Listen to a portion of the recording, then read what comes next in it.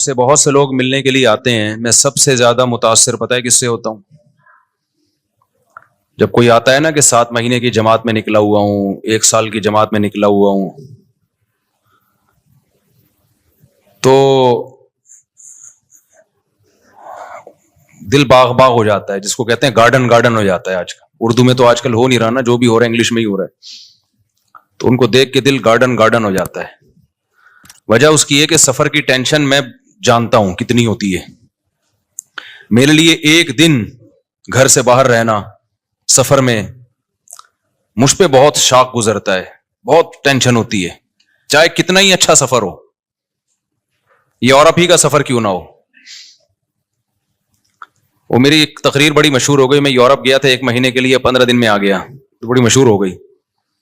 لوگ تو جاتے ہیں کہ یورپ جا رہے ہیں 15 دن کے لیے جائیں گے تو 6 مہینے تک نہیں آنے کا دل چاہتا ان کا. تو جاتا ہوں, ٹریولنگ بہت کرتا ہوں, لیکن حقیقت یہ ہے کہ جو انسان کو گھر میں سکون ہوتا ہے اپنے جگہ پہ, کیونکہ ایک روٹین ہوتی ہے انسان کی, سفر میں وہ ساری روٹین آؤٹ ہو جاتی ہے, نیند بھی خراب. تو سفر ایک بہرحال ایک ٹینشن ہے. ہاں, جو گھر سے بیزار ہو اس کو سفر میں مزہ آتا ہے, بھاگنے کا موقع مل گیا. تو کیوں بیزار ہے بھائی تو گھر کے اندر؟ کیا پرابلم کیا ہے تیرے گھر میں, مسئلہ کیا ہے جو تو گھر سے بیزار ہے؟ اچھا, بعض دفعہ مجھے پتا ہوتا ہے سفر میں ٹینشن ہوگی, پھر بھی سفر کیوں کرتا ہوں میں؟ ٹینشن اٹھاؤ نا تو پھر گھر کی قدر اور زیادہ بڑھ جاتی ہے. تو اس لیے مجھے جب پتا چلتا ہے نا 7 مہینے کی جماعت میں نکلا ہوا ہے, 1 سال کے لیے نکلا ہوا ہے, چلے کے لیے نکلا ہوا ہے, تو بھائی تیرا بڑا حوصلہ ہے یار, اللہ کے لیے اپنے گھر کو چھوڑ دینا. جبکہ تبلیغ کے سفر میں تو کوئی انٹرٹینمنٹ ہے ہی نہیں, انٹرٹینمنٹ لیس سفر. وہی 6 نمبر سننے, اللہ سے ہونے کا یقین, علماء کا اکرام, علم و ذکر, یہی سننا ہے نا انہوں نے. اور نماز پڑھنی ہے, دعوت دینی ہے. دعوت میں بھی کوئی لچھے دار تقریریں نہیں ہے کہ بعض خطیب ایسی تقریریں کرتے ہیں آدمی کہتا ہے کرتا رہے بھائی. تو دعوت بھی سمپل, بھائی دین آئے گا, محنت سے آئے گا, دین ہمارے اندر آ جائے, پوری دنیا میں آ جائے, اس کے لیے محنت ہو رہی ہے. کوئی لمبے چوڑے, کوئی بہت زیادہ کوئی ایسا نہیں ہے کہ کوئی اٹریکٹیو بات ہو. سیدھی سی بات جو پیغمبروں کی دعوت ہوتی تھی. نوح علیہ السلام نے کہا نا ربی انی دعوت قومی لیلا و نہارا. نوح علیہ السلام جب دعوت دیتے تھے وہ بہت ٹیکنیکل تقریریں نہیں ہوتی تھیں. پیغمبروں کی دعوتیں آپ قرآن میں دیکھو بہت سادہ تھیں. مصیبت یہ ہے کہ اس سادہ چیز کو چھوڑ کر ہم زیادہ پیچیدگیوں میں پڑ گئے ہیں. میں جو کئی ہفتوں سے بیان میں ایک لفظ ریپیٹ کر رہا ہوں نا, قرآن کی جو بیسک دعوت ہیں وہ تو 4-5 دعوے ہیں قرآن کے. توحید ہے, آخرت ہے, رسالت ہے. رسالت کا کیا مطلب؟ توحید کا مطلب جو تبلیغ والے بتا دیتے ہیں آسان لفظوں میں. ایک تو توحید جو علماء ایکسپلین کرتے ہیں وہ تو ایک مدرسوں میں کہ ما فوق الاسباب اختیارات, یہ سمجھنا کہ اللہ کے سوا کسی اور کے پاس ہیں, تو یہ شرک ہے. تبلیغ والے اس کو دیسی سٹائل میں بیان کر دیتے ہیں, اللہ سے ہونے کا یقین, غیر اللہ سے ہونے کا یقین نہ ہو. ختم نبوت کا عقیدہ علماء جب بیان کریں گے تو تھوڑا علمی انداز سے. تبلیغ والے کیسے بیان کریں گے ختم نبوت؟ تبلیغ والے ایسے بیان کریں گے بھائی اللہ کے حکامات کو نبی کے طریقے پہ پورا کرنا. نبی کا مطلب صرف پیغمبر صلی اللہ علیہ وسلم کے طریقہ, اس کے علاوہ کسی اور کا طریقہ ایکسیپٹیبل نہیں ہے, کوئی بھی آ جائے. موسیٰ علیہ السلام بھی زندہ ہوتے نا تو کس کو فالو کرتے آج؟ محمد صلی اللہ علیہ وسلم کو. تو یہ ختم نبوت کا عقیدہ آ گیا اس میں. توکل اللہ کا بہت بڑا حکم ہے. علماء کے اس پہ بیانات ہیں, بالکل ٹھیک ہیں وہ, لیکن عوام کا جو سادہ اسٹائل ہے عوام کو سمجھانے کا, اللہ سے ہونے کا یقین, غیر سے ہونے کا. کامیابی کے نقشوں میں اللہ ناکامی پیدا کر دیتا ہے, ناکامی کے نقشوں میں اللہ, یہی تو توکل ہے بھائی. نظر آئے گا ناکامی کے اسباب میں, لیکن اللہ ان اسباب میں کیا کر دے گا؟ کامیاب بنا دے گا. اللہ کے پاس ہے. ابراہیم علیہ السلام کو آگ میں ڈالا, بچ گئے. پچھلے ہفتے تو میں نے پورا بیان اس پہ کیا تھا نا. لوگ کہتے ہیں فضائل اعمال میں شرک ہے. اگر شرک ہوتا تو تبلیغ والوں سے بڑا توحید پرست تو ہم نے دیکھا نہیں بھائی. وہ تو یہ تو ہوتا ہے کہ ہمیں شکایت ہوتی ہے توکل میں بعض دفعہ غلو کر دیتے ہیں, یعنی اسباب کی بالکل ہی نفی کر دیتے ہیں. تو توحید میں غالی تو کہا جا سکتا ہے کہ بالکل ہی اسباب کی نفی کر دی. بعض لوگ ایسا کر رہے ہوتے ہیں کہ کچھ کرنا ہی, دکان پہ تالا ہی نہیں ڈالنا اللہ پہ. تو ہمارے ایک دوست تبلیغ میں پک لگا کر آئے, مسالہ زیادہ لگ گیا. جیسے وہ جونپور کے قاضی بن جاتے ہیں نا بعض لوگ, مسالہ زیادہ لگ گیا تھا نا, جونپور کا قاضی بن گیا تھا ایک آدمی. تو ان کو مسالہ زیادہ لگ گیا. اب ہمارے استاذ ایک عالم بیٹھے ہوئے ان کے پاس, وہ کہنے لگے کہ حضرت اللہ سے ہوتا ہے, اللہ کے علاوہ سے نہیں ہوتا. ہمارے استاذ کو شرارت سوجی تھوڑی سی, انہوں نے کہا اگر بجلی کے اس میں ہاتھ دو سوئچ میں اور بٹن دبا دو تو اللہ سے ہوگا, کیا ہوگا پھر؟ یعنی انہوں نے کہا مرو گے کہ نہیں مرو گے؟ انہوں نے کہا اگر اللہ چاہے گا تو مریں گے, اللہ نہیں چاہے گا تو نہیں مریں گے. بات بالکل صحیح ہے. انہوں نے کہا اچھا کسی میں اللہ پہ بہت زیادہ توکل ہو تو وہ ساکٹ میں ہاتھ ڈال کے بٹن دبا سکتا ہے؟ انہوں نے کہا جب اللہ پہ بہت زیادہ توکل ہو جائے نا کسی کا تو وہ بجلی کے ننگے تار کو بھی پکڑے گا, اس کو کرنٹ نہیں لگے گا. ہمارے استاذ نے کہا بھائی یہ کیا کر رہا ہے بھائی تو ابھی مسالہ زیادہ لگ گیا ہے کیا؟ جتنا بھی توکل ہو اللہ پہ, جب بجلی کی ننگی تار کو پکڑیں گے نا تو مریں گے. خوب سمجھ لیں, ایسا نہ ہو آپ کا ایمان بہت بن گیا اب آپ نے کھمبے سے گلے لگا رہے ہیں جا کے, کیونکہ مجھے اب اللہ پہ یقین آ گیا کہ اللہ سے ہوتا ہے, اللہ کے غیر سے نہیں ہوتا, لہذا بجلی کے کھمبے سے میں چپک کے بھی کھڑا ہوں. کیونکہ کراچی میں برسات کے موسم میں بجلی کے کھمبے کے اگر آپ قریب گئے تو کھمبا آگے بڑھ کے گلے لگائے گا آپ کو, چاہے آپ کا سال لگا ہوا ہو چاہے چلے پابندی سے لگ رہے ہو. کھمبا نہیں دیکھتا کہ اس کا سال لگا ہوا ہے یا اس میں توکل ہے یا نہیں ہے. اچھا ماشاء اللہ ماشاء اللہ. تو ہمارے استاذ نے کہا توکل کا یہ مفہوم نہیں ہے. تو انہوں نے کہا وہ جو تھا کہ وہ زہر کا پیالہ پی لیا, ان خالد ابن ولید کا ایک واقعہ مشہور ہے نا, وہ فلاں نے یہ کرامت. انہوں نے کہا بھائی وہ تو ایک اللہ کی طرف سے بعض دفعہ کسی ولی کے دل میں الہام ہو جاتا ہے, یہ تو قرآن سے بھی ثابت ہے.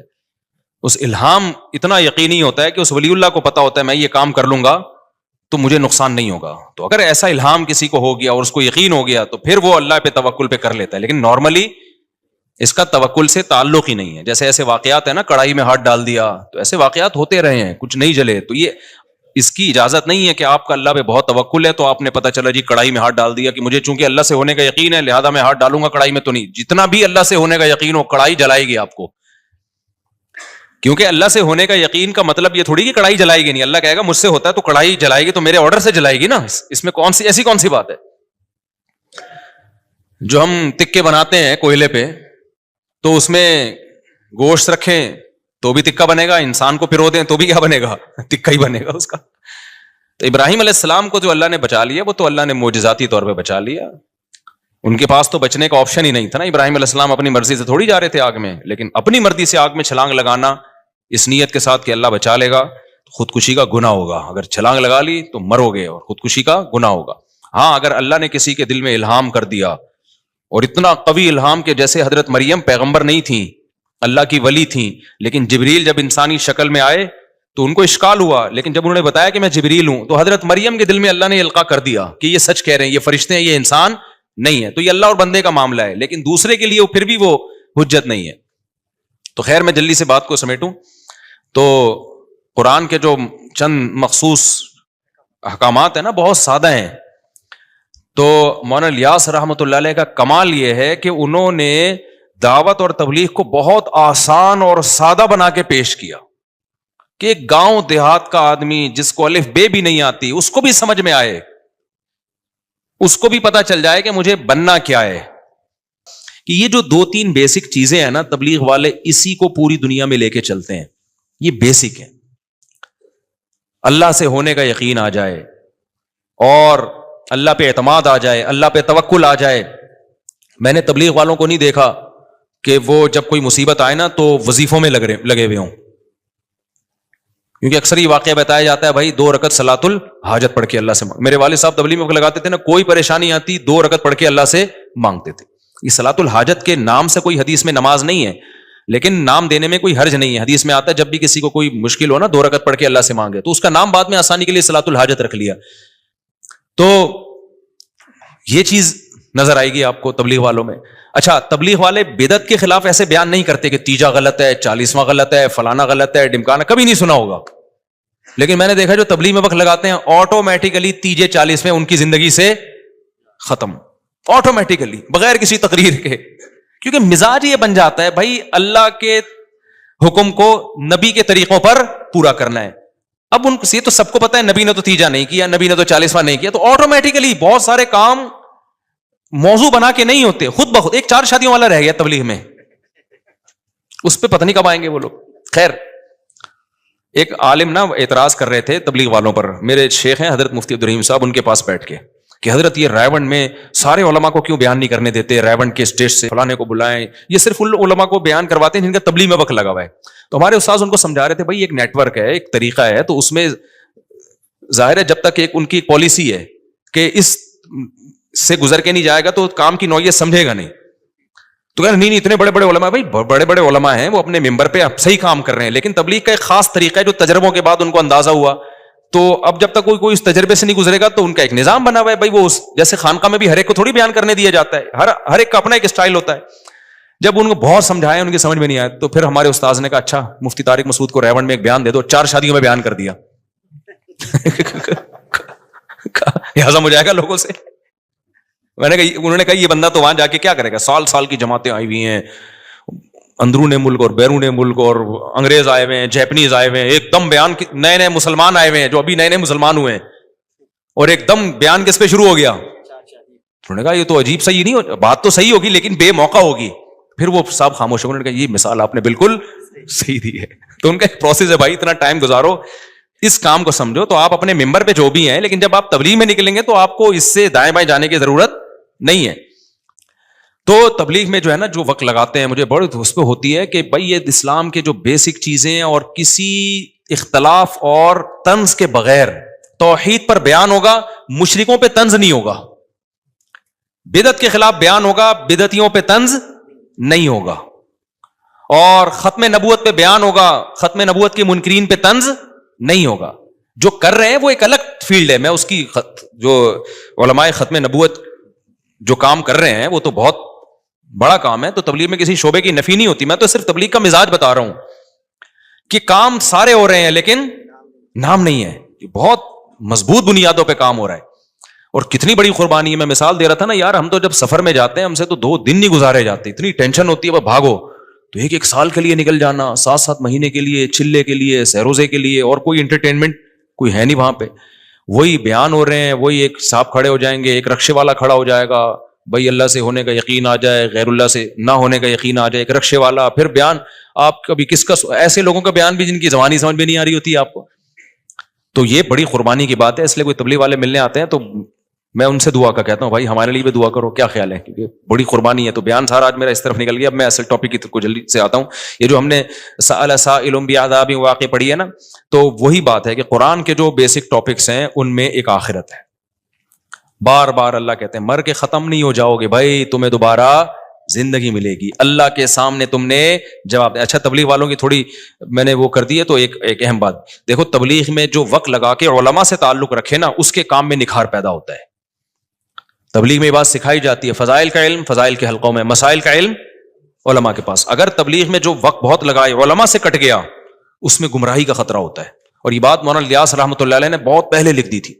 فرمایا 2 کام اگر تبلیغ میں کمی ہو گئی نا ان کی, تو یہ بہت بڑی گمراہی بن سکتی ہے. ایک ذکر کی کمی اور ایک علم کی کمی ہے. دونوں میں سے علم آگے, اگر ذکر کی کمی ہو گئی تو اخلاص ختم ہو جائے گا. جب آپ ذکر چھوڑ, تبھی تبلیغ میں جب گشت کے لیے جاتے ہیں تو کچھ لوگوں کو ذکر کے لیے لازمی بٹھاتے ہیں. ذکر کی کمی ہو گئی, اللہ سے تعلق ختم, اخلاص ختم, پھر شو بازیاں, پھر شوق ہوگا کہ میرا بیان کیوں نہیں ہو رہا بھائی, محلے کا امیر مجھے کیوں نہیں بنایا. تو یہ چیزیں جس تحریک میں آ گئی نا, میں پیدا ہو گئی تو ختم. تو ذکر کی تو الحمدللہ کمی نہیں ہے, لیکن علم میں بعض لوگ جب جاتے ہیں تو پھر علماء سے تعلق ختم کر دیتے ہیں, تو ان کا پھر بگڑنے کا اندیشہ ہوتا ہے. کیونکہ علم اور ذکر یہ 2 چیزیں انسان کو گمراہی سے بچا. خالی علم اور ذکر نہ ہو تو وہ بھی اللہ سے تعلق ختم. پھر وہ علم تو پھر آپ کو پتا ہے آج کل جتنے گمراہ اسکالرز آ رہے ہیں ان کے پاس علم تو بہت ہے, اللہ سے تعلق بالکل بھی نہیں ہے, تو گمراہی کا ذریعہ بنتے ہیں. اور اگر صرف ذکر ہی ذکر ہو, علم نہ ہو, تو وہی پادری کی مثال ہو جائے گی کہ جس نے 100 انسانوں کو, ایک شخص نے 99 انسانوں کو قتل کیا. پچھلی امتوں میں ایک اللہ والے کے پاس گیا, تو اللہ والے کے پاس ذکر تھا, علم نہیں تھا. تو پوچھا کہ میں نے 99 انسانوں کو قتل کیا, میری توبہ قبول ہو جائے گی؟ انہوں نے کہا بھائی 1-2 بندے مارے ہوتے تو بات ہے یار, 99 بندے مار کے آ رہا ہے بھائی. اللہ سے تعلق تو ان بزرگ کا بہت قوی تھا, علم نہیں تھا کہ بھائی 1000 بھی قتل کی ہوں, توبہ کا دروازہ موت سے پہلے کھلا ہوا ہے. تو ان بزرگ نے کہہ دیا کہ نہیں بھائی 99 کی تو توبہ قبول نہیں ہوتی, بخاری کی حدیث ہے. انہوں نے کہا جب نہیں ہوتی تو سینچری پوری کیوں نہ کرے بھائی آدمی, جانا جب جہنم میں ہی ہے تو پوری سینچری کر کے جاؤ نا. کوئی جہنمیوں سے ملاقات ہوگی تو پتہ تو چلے گا, جیسے جیل میں جو قیدی جاتے ہیں نا تو بتا رہے ہوتے تو کیا مار کے, وہ کہہ رہے میں مچھر مار کے آیا ہوں, تو نے کون سا تیر مار لیا یار. تو اس نے اس پادری کو بھی مار دیا کہ یار پوری سینچری پوری کرو. پھر حدیث میں آتا ہے اس کو فکر ہوئی کہ کسی اور سے پوچھیں, تو پھر حدیث میں آتا ہے دل علی رجل عالم, پہلے لوگوں نے راہب جو ان کے بزرگ ہوا کرتے تھے عیسائیوں کے, صحیح بخاری کی حدیث ہے, فدل علی رجل عالم, کسی نے بنی اسرائیل کے عالم کا پتہ بتایا, وہاں ایک عالم ہے. جب وہ عالم کے پاس گیا اور کہا کہ مجھ سے 100 انسانوں کا قتل ہو گیا ہے, حل لہ من توبہ, کیا اللہ میری توبہ قبول کر لے گا؟ تو وہ واقعی علم میں مضبوط تھے. انہوں نے فرمایا میں یحول بینہ وبین التوبہ, صرف مسئلہ نہیں بتایا کہ ہاں قبول کرے گا, بلکہ اپریشیٹ کیا, بھائی کیوں نہیں کرے گا, تیرے اور اللہ کے درمیان کون رکاوٹ بن سکتا ہے.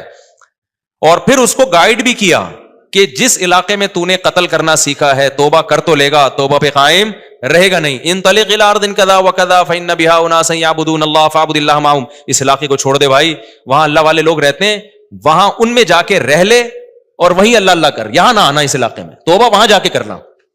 پھر وہ جو اس کی موت آ گئی اسی دوران اور اللہ نے اس کو جنت میں داخل, حالانکہ بھی توبہ کی نہیں تھی, توبہ کے ارادے سے چلا تھا. تو عالم کے پاس گیا نا. اب اگر وہ عالم ہوتا, اللہ والا نہ ہوتا, یہاں تو میں نے بتایا نا وہ راہب بزرگ تھے, اللہ والے تھے, علم نہیں تھا, انہوں نے بھی گمراہ کیا, اور وہ عالم جن کے پاس گئے وہ بزرگ بھی تھے عالم بھی تھے. اگر صرف عالم ہوتے بزرگ نہ ہوتے وہ, تو وہ بھی گمراہ کرتے. پھر پتہ ہے کیا کرتے, اس زمانے کا کوئی اسکالر ہوتا نا پڑھا لکھا, تو جب کوئی 100 انسان قتل کر کے ان کے پاس آتا تو وہ کہتے بھائی حدیث نمبر فلانی سے پتہ چلتا ہے کہ توبہ قبول ہو جاتی ہے. لیکن اللہ والوں کے پاس جانے کی ضرورت نہیں ہے, کیونکہ جتنے بزرگ آ رہے ہیں نا منجن بیچ رہے ہیں. یہ میں سمجھا پا رہا ہوں اپنی بات, یہ جتنے بزرگ جو آج کل ٹوپیاں پہن کے گھوم رہے ہیں, جو اللہ اللہ سکھا رہے ہیں, ان کی صحبت میں جا کے تم بیٹھو گے, ابے سب دکانیں ہیں, سب کیا ہے, منجن. ٹھیک ہے نا, بزرگ کوئی بھی نہیں ہے بھائی. ونس اپون اے ٹائم اللہ والے ہوا کرتے تھے, سب میں صحیح ہوں, صرف میں صحیح ہوں, لہذا آپ صرف میرے ساتھ رہا کریں اور دائیں بائیں جانے کی آپ کو ضرورت نہیں ہے. تو یہ عالم تو ہوتا, لیکن اس کے اندر حب جاہ کہ لوگوں کو اللہ والوں سے کٹا کے سب کو اپنی ذات کے گرد جو اکٹھا کرنا چاہ رہا ہے, وہ عالم تو ہو سکتا ہے, اللہ والا نہیں ہو سکتا. سمجھتے ہو کہ نہیں سمجھتے؟ تو جو بھی یہ چاہ رہے ہیں نا کہ سب میری طرف آ جائیں, یہ حب جاہ کا مریض ہے, تکبر کا مریض ہے. علماء میں تواضع ہوتی ہے. ہم نے تو دیکھا ہے, ہم نے کسی عالم سے مسئلہ پوچھا, ان سے سینئر بیٹھے ہوئے تھے, انہوں نے کہا بھائی ان سے پوچھو, جب بڑے بیٹھے ہیں تو ہم سے کیوں پوچھ رہے, ہم تو چھوٹے لوگ ہیں. یہ ہم نے علماء جو صحیح اہل حق علماء ان میں یہ تواضع دیکھی ہے. اور آج کل 2-4 باتیں جس کو معلوم ہو جائیں, تواضع وہاں سے شارٹ, وہ تکبر کا پوٹلا بن جاتا ہے, وہ میں بس وہ یہ شروع کر دیتا ہے, سب علماء سے کٹانا شروع کر دے گا آپ کو. تو یہ چیز صحیح نہیں ہے. تو عالم بھی ہو اور اللہ سے تعلق بھی ہو.